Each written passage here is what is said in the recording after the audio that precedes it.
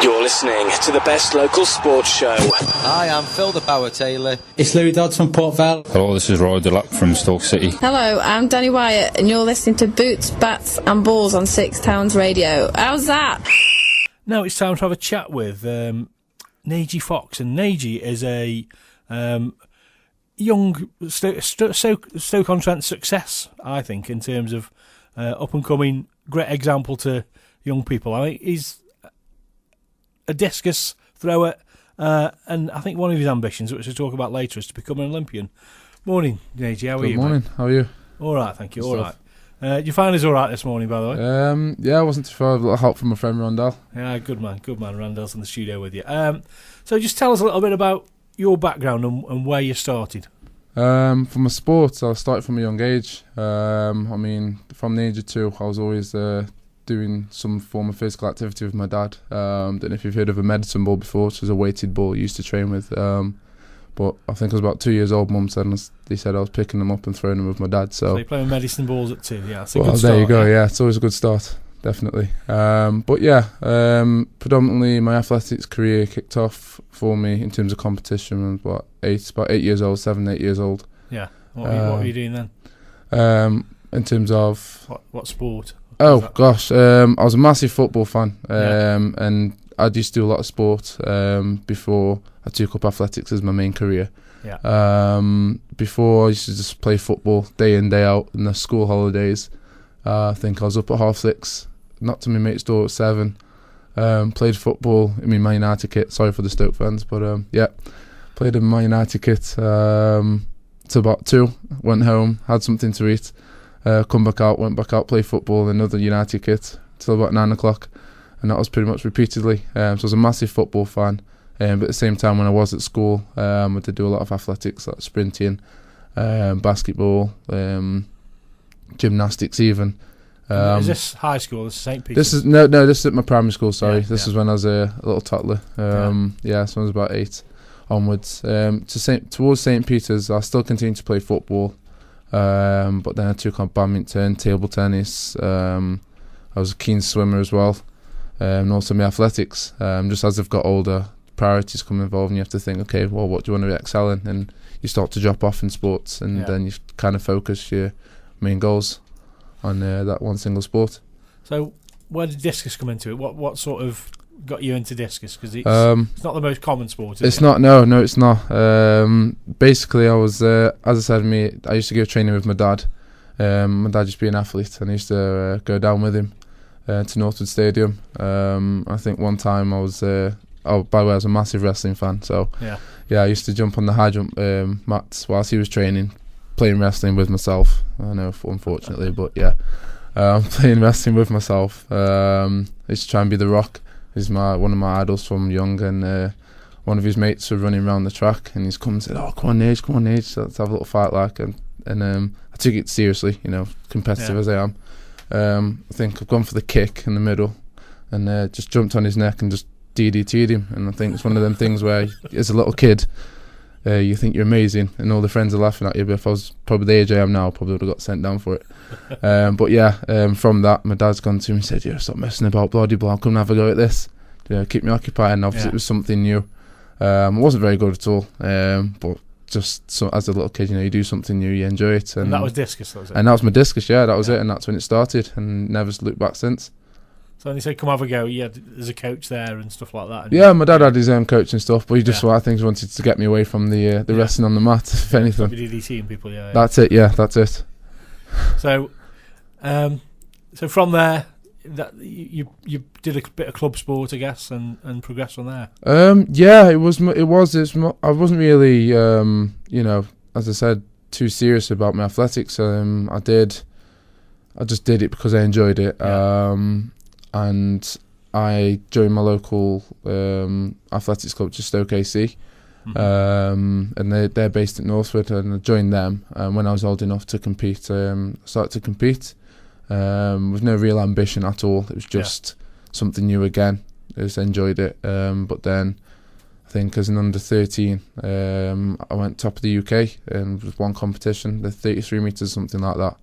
I was 3 metres ahead of second place, and Like, I still didn't look at it and think, oh wow, you know what I mean, need to train, because I wasn't really aware of how well I was doing, how good it was. It was just great. You're first in the UK, you know, let's go play some more football. That was pretty much it. And then after a few years, it started to get serious, because obviously I realised my talent, and you know, that's when the pressure starts to come, and then you start to get competitive, and you start to train competitively, and you know, dedicate more time to something that, you know, you can really make a push in. So did other people sort of push you in that direction and say, like, you know, you're really good at this? Did they make you realise, or was it just self-realisation? No, it was a self-realisation, but it was just something that naturally grew up, because I was always sporty. You know, I never realised I was doing so well. My dad was never pushy; he was just supportive, which is great for me, really, because it was something I wanted to do. And then ended up being, my dad was coaching me, which was great. You know, father son. Me and my dad were too much alike at times. They really are. So we do have the odd father son argument, but it's all in good love, of course. But yeah, there was a time when I took my discus like really seriously, and I was really passionate. Still am. But my emotions weren't controlled, and instead of it being coach athletes arguing, it was father son arguing, and it just didn't mix. Unfortunately, I guess you went and found another coach. Yeah, well, my dad took me as far as he could take me, and he said he couldn't do no more with me, and it was right for him to let me leave and move on, and he found me another coach up in Wavertree in Liverpool. Yeah, his name was Dennis Roscoe. I think I was with him for another 2.5 years, and then that's when I started to train with my first proper coach, and you know, just make them boundaries outside of Stoke-on-Trent, really. Okay, and that, did you change club at that point, or was that? No, that was about 3 years after. So probably say 2 years ago. 2 years ago now. I went to Birchfield Harriers from Stoke AC. It wasn't to do with the club, nothing like that. It was based on me being competitive, and I needed competition to push me. When I was competing at Stoke, with no disrespect, you know, I was finding myself winning a lot, which is great at the time, but when you're winning constantly, it's not about the winning, it's more about, you know, getting them records, and you know, being competitive with others around you to push you. And I wasn't getting that from the field I was competing in. Then, you know, I needed that bigger step, and I think you know, it's just how things are and how things have to be. If you want to make something in life, you have to just, you know, take that step out and put yourself in the deep end. Just in terms of competition, you mentioned there you're competing against people that aren't as good as you. Yeah. When you move into that other competition, does that sort of bring an extra competitive spirit in terms of, you know, you play that you don't, you know, a lot of people talk about focusing on what the game is, sort of thing, rather than focusing against the other people. You see a lot of 100-metre athletes, for example, just fearing Usain Bolt, and you know, he's won the race before he starts sometimes, you know what I mean, in some people's heads. Does that sort of apply to your no, display? I'm very focused. I'm very confident in myself. I've always, whenever I've been competitive, when I was, you know, I've always grown to know myself that if I lose by me competing the best I can, then that's great. That's fine. I do not mind losing at all to that. There'll be a next time, and I'll beat them next time. If I lose because, you know, there was a chance where I could have progressed and I didn't, then that's when I'm like, no, that's not acceptable. So it's all down to me. My thoughts go into me. I see every second of my my psychological aspects is precious. So whatever goes into me goes into me. It doesn't matter about anyone else. I can't change what, you know, they do. I can only act. Certainly, yeah. So for me, like, it doesn't matter who I was against. You know, I'm competitive in anything I do. Not out of you know, like just a showboating, or you know what I mean, or not showing off. Yeah, nothing like that. It's just for me. I believe, you know, that you have to be psychologically in the right place to compete. So if I was against someone, let's say, you know, if I was with Usain Bolt now and he wanted to race, I'd be like, yeah, I'll beat you. Yeah. Not for the fun, for the joke, but because mentally I know that I've not let him win. Yeah. Just on what he's done on stats or anything, you know. As likelihood as it may not be, you know. If nothing, you never know one day. Of course, yeah. You know, he could full start and fall, and then I've beat him. Yeah. You know, if nothing's 100%, then nothing's certain. If something's 99%, then it's still not certain. Yeah. There's 1% chance I'll take it. So that's pretty much my the technical aspects of discus. Yeah. How much technique is in there? Wow. To be honest, it's hard to steer away from the stereotypical thoughts that you get with this discus. So you have to be big and butch and thing. It's nothing like that at all. To be honest, it's one of the most hardest sports in discus, and that's why you see you have people from Lithuania, like what's his name, Aletna. Sorry, can't get his first name right. It's awful unless you can find that for me.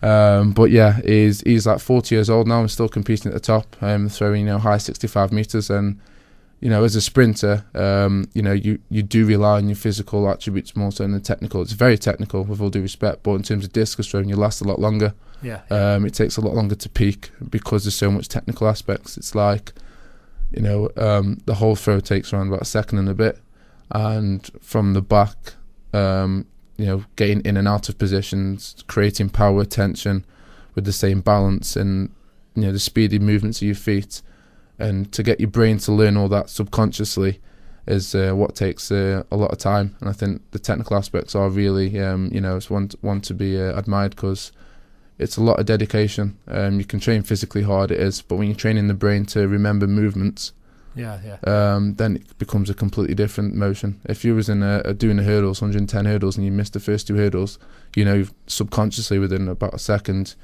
you're going to make changes to the next hurdle approach. When you're in a discus, if I don't turn my left foot that extra inch off the back underneath my left arm, for example, then that I have to make the best out of the throw. I don't get a chance to go back and. So when you've released a good, and it's like a good golf shot, for example. Yeah, exactly, precisely. It's the feel that you get. You get a feel. Before you even left, the disc is even left your before, hand, you just know. And then when you hit the position, you're like, wow. And then you make the position good, and you let it go, and you don't even see it go. You don't even feel it go. You know it's gone. And then you turn and see it fly, and it's like, wow. So in terms of consistency, I mean, that's probably your sort of measure. Of course, How often you're getting into that sort of perfect Of course, position. That's it. What's that like currently? Is that 30%, 50%, 100%? No. For me, where I am, I'm very self-critical, as most athletes are. So I don't give myself enough credit as I should. But deep down, if I was probably speaking to my dad, he'd probably say you're probably about 90%. Speaking to me, I'm like 40-50 of where I need to be. The way I approach life in general and my sport is I always think for the future. So I make decisions based on the future, not present. And I feel that I'm on the right path for the future. So if I'm going into a major competition, I know my main goal is to be an Olympian and represent, obviously, my country. And what I'm working on now is for then. So whatever happens in terms of competition-wise and training is for then, not for now. So I may not get certain results that people would expect, or I may not get the results I expect, because it's, I'm learning. I've already accepted that. Come around 35 years old, to 40, I could be peaking. Come early 30s to 40, that's my peaking age. So I'm not really going to go out there and say, I want to throw 60 meters now. It'd be pointless if I did. It's just a bonus to me, because my goal the goal is set on that peaking age and everything that's built up to that. So let's come back after we've played the ads, and we'll just continue and ask you about your future ambitions and of course what you're up to currently. Great. Six Towns Radio. Okay, back over to Najee, and Najee, we're just going to continue having a chat. Just want to talk about where you are now in terms of standards and where you want to be, and what the rest of the world are doing. So you mentioned, someone's throwing 65 meters. What's your Aletna? His name was Aletna. Yeah. What's your personal best? My lifetime best, which is my best I've ever thrown in my life, was 51.98. 51 meters 98. Sorry. Yeah. As a senior, we throw a different class weight, and discus go up in certain weights. So as an under 23 senior, you throw 2K, which is what's thrown in the Olympics, and I PB'd last week with 48 meters 64. 48 meters 64. Don't quote me on it, because I never remember the last two digits. Always the first ones there. But 48 meters, which is a real improvement considering the season I've had of last year as well.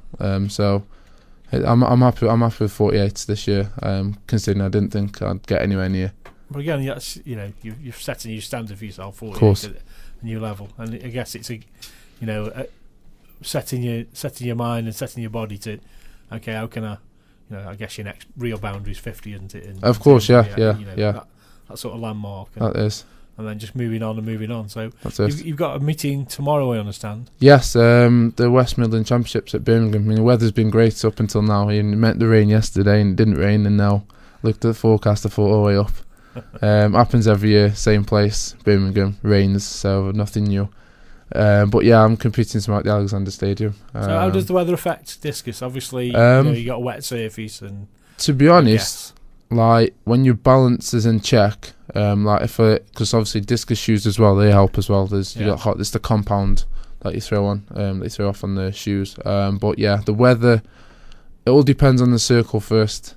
The one up northward, if you want to get good at throwing in the rain, that's the best place to go, I'd say, because it's awful to throw in, and sometimes when you're trying to work on technical things and you find it so hard and you're struggling to get into them positions due to the balance and the power transaction, it's so hard, And that's just basically because of the surface. Just because of the surface, yeah. So you sometimes I'll put more pressure on my left foot to push out wide. Yeah. Whereas if it's a really smooth and fast circle, then I won't have to put as much effort. Yeah. Which is great. Because my body's a bit more relaxed. When you're relaxed, you perform a lot better. There's less tension. But weather does affect. More so winds as well. The wind. If I'm obviously a right-handed thrower, I need the wind coming kind of, say north, south, east, west. So probably northwest. Yeah. From the right-handed thrower. Because the disc will just lift, but also take, away to the right. So right to left motion. If it's a tailwind coming from behind, the disc tends to get pushed down, so the angle of the release has to be kind of high. So you have to switch your angle of release to get your distance. Yeah, but there's ways of doing it. You necessarily think just lift your arm and put it there, but if you lift your arm, then your balance is off. So it's all about the approach of how you approach the turn and the throw. I didn't realise there's so much in it, to be honest. Yeah, it's to look at. You think just spin around and run. It's a bit like football. You just kick a ball and run. You shoot. But then you'll get into the technical parts, and it really is. I could write a biography for you if I wanted, but I'm not a keen writer at all. But yeah, it is. Weather does do a lot, but the best discus throws throw consistently. And constantly. In various conditions. In various conditions, regardless. So. That to be at that level, shows you've obviously matured technically and physically, which is really good, which is a stage I'm hoping to get to in future. One of the friends of the show, Steve Lewis, who's the Olympic pole vaulter. Yeah.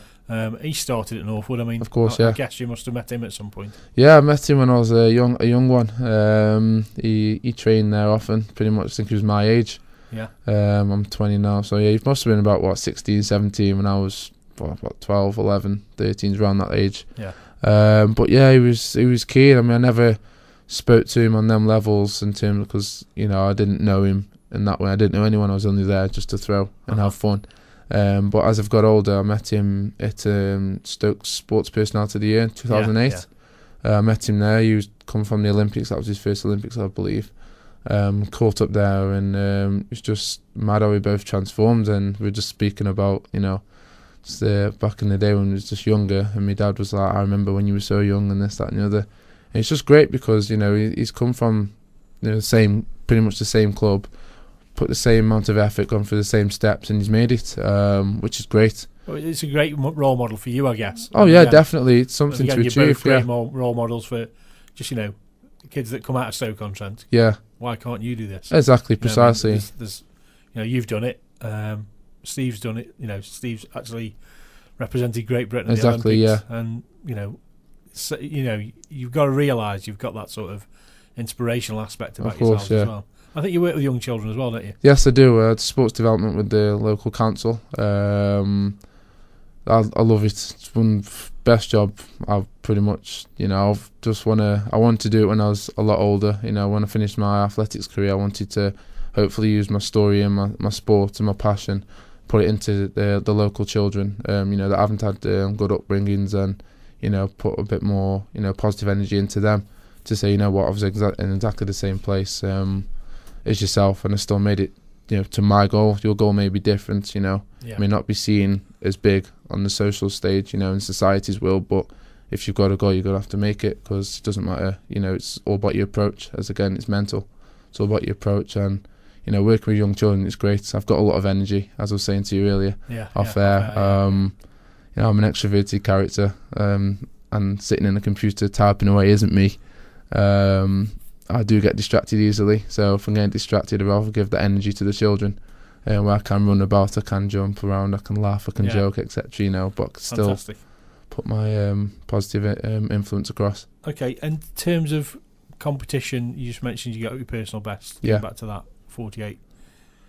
64. Yeah, doing better than me there. 64, yeah. I'm all right with numbers. Speaking gets me. At 48, 64, you've got a competition tomorrow. Who are your current contenders, and where are you in sort of... Because I guess you're competing constantly at senior level now, aren't you? So I am. So you've I'm competing. jumped to a massive level now, and that's sort of... Of course, yeah. When I was little, I did say senior. When you get to senior, that's when it really counts. Doesn't matter what you do as a junior. Doesn't matter if you've been world. It doesn't matter. It's the transaction you have into seniors, because that's when it hits you hard. Especially in your personal life as well. Yeah. You do get a lot of changes. Of course, yeah. But for me, competing tomorrow, I'm my biggest competition. I've always said that. Because no one, puts me under the weather more than myself. As I said earlier, I'm very critical of myself, and I put myself down more than others do. So me, as long as I'm competing against myself first, I know I'm happy. Then whoever's, below me or above me doesn't really matter, because I know that I'm going to win the competition with myself, and if I've won that, then I know I'm going to be in the best form to win. And that's how I approach all my competitors. I said I can't control them. So you tend to, at this stage of your career, what you're saying is, you're just trying to get better and better. Of course, yeah. In terms of, improving your personal best. Yeah. In terms of where that sits against the rest of the field, then, so just people have got a perspective on that. Oh, right, okay. I think I'm ranked 4th in the UK for my age group at the moment. That was based on last week's performance at the European trials. I PB'd there, and I'll be against pretty much most of the same guys from the West Midlands region. Mm-hmm. I've got a guy called Gareth Winter. He's from 47 this year, predominantly a shot putter. But I was, great speed and great power. He's small and stock, hasn't got leverage, but he gets through the discus really well. So he'll be my main one. There's another guy named Adam Demadzik. I've competed with him for a long time at the same club. We're big rivals. Big rivals, but good friends as well at the same time. That's great. Yeah. He went to Texas last year because he got a scholarship. He's through 54, I believe. Got a scholarship to Texas to obviously train, get everything paid for, etc. Hats off to him. I competed against him last week. He's through 51.98, 94. So he'll be the main one to watch. Based on my current form, I can't see me hitting 52, but I've always said if you get perfect wind and a perfect throw, you'll add 5 metres onto the throw. So, that's what I aim for. I never look any lower than that. You always have to be optimistic and believe in the best. You think the worst, then you're going to prepare the worst, and I can't do that. Again, I aim to win, regardless of who's from 60 metres, 50 metres, doesn't matter. I aim to win, and if I don't win, then if I perform well, as I said earlier, then I'll shake the man's hand and say, yeah, great comp. Okay, ambitions then. Ambitions, for me personally, obviously as every athlete's dream is to be an Olympian. I think the stages I want to go, I want to do Commonwealths. I do want to do Commonwealth Games. Then I want to do Europeans. Then I want to do the Worlds, and then I want to be an Olympian. If that all will come, I don't know. I'm on the right track too, so I don't know. But in terms of work, bless you, someone's just sneezed. I think it's better for me to have my Olympic dream and my dream of working with children in my own business as well, because both of them work hand in hand, and sometimes I haven't got the motivation to go and work with children because they push your boundaries, they do push your boundaries. But then I think, my athletics, that's why I'm doing it, and then flip reversal, I'm in the gym, I'm training, and it's hard to self-motivate yourself sometimes. You've had a long day, you finish work at 8, and you're there and you're waiting, waiting for your rest period, and that rest period of a minute to 2 minutes, you just start thinking just stupid stuff because your mind's not in it, and to keep yourself motivated, I'm like, I am not just doing this for me, I'm doing it for them. And well, I guess all athletes go through that, and of course, you exactly. To, world champions, and they all have that sort of course, self-doubt and that's moments and things like that, and it's just a case of pushing on and pushing forward. It is, and I think what they have to realise is that we are only human. We're just excelling in something we have a passion for. We're not celebrities, we're not this, we're just human beings who've just got a passion, and we're that dedicated and driven that we seem like we are that, them icons. But it's not our sport or event that makes us. It's the person that's got us to that stage. And I think it doesn't matter what you're doing. As my friend, they do a lot of music. I always say just dedicate yourself. If you've got a talent in something or an ambition, just make the effort to. It doesn't matter what anyone else thinks at all, because you'll come across people that will put you down, or you'll come across someone who looks better talented than you. But if you're so confident, as I said, future thinking, if you know where you are going for the future and you're on the right path, then you will get people that just come in and come out on that path. It doesn't matter as long as you're on the right path. So you have to dedicate yourself, and you have to make a break for it. You have to make a push, because no one else is going to do it. Is there anything else you need in terms of, have you any sponsors, or would you I don't have sponsors, no, I do not have sponsors. I am looking. I do send regular emails out, but at the moment, in the sport I do, especially in athletics, sponsorship is really hard to obtain and gain. To be fair, I mean, Discus isn't it isn't really high profile exactly sport, again, precisely. I look at Stoke on Trent, and it's got some, look at track and field, and in terms of the field we've got some decent. Well, that's it. Yourself sort of thing. We've got a good background, so I think a local company, after speaking to you this morning, you found a really positive person. Thank you. You'd only sort of do well for that local company. So I'd say, if there's any companies out there that want to get behind Najee, get in touch with him. He's on Twitter. Just tell us how you get in touch on Twitter. Twitter's at Najee Fox, but it's not an O. It's a number. It's a zero basically. It is a zero. I made that mistake this morning. Did you? Way, yeah. Well, the story behind that is I tried to join Twitter. I made Najee Fox with a normal O. Forgot my password, and I thought it automatically logged me in. So I thought, right, I have to make another one. How am I going to do it?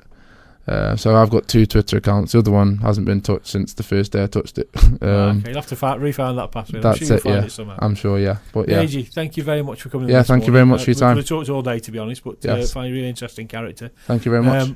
Keep us informed how you're getting on, mate. Yes, we'll keep do. An eye on definitely. and we'll get you back in towards the end of the season, if that's all right. Oh yeah, definitely, no problem. Give us an update and tell us where you're at. That'd be great. Yeah, thank you. Thanks for your time. Appreciate it. Thank you. Bye. You're listening to the best local sports show. Hi, I'm Phil the Power Taylor. It's Louis Dodds from Port Vale. Hello, this is Roy Delac from Stoke City. Hello, I'm Danny Wyatt, and you're listening to Boots, Bats and Balls on 6 Towns Radio. How's that?